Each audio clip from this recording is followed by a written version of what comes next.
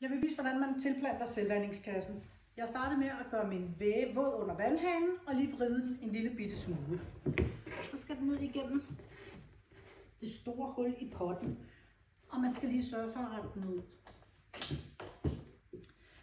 Hvis du forestiller dig, at jorden skal gå hertil, så skal vægen selvfølgelig være under jordniveau. Så fylder du din potte op med jord. Næsten op.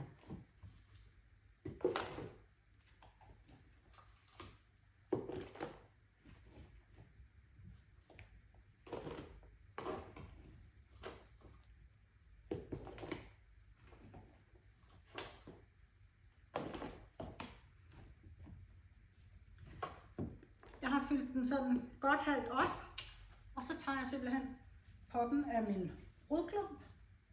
Væk med den. Sætter den ned. Op ad vægen.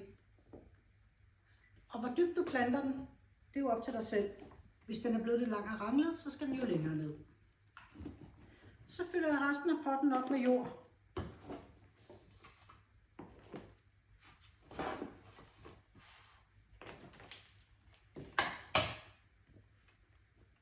Trykker det godt sammen.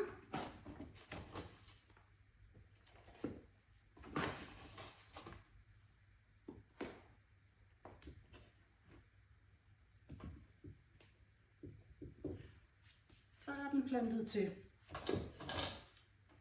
Så skal den op på selve selvvandingskassen. Og så til noget af det allervigtigste, det er, at første gang, så vander du op fra. Og der skal vandes godt igennem. Vi skal ikke have nogen lufthuller, og vi skal ikke have noget tør jord, fordi både vægen og jorden skal være godt våd.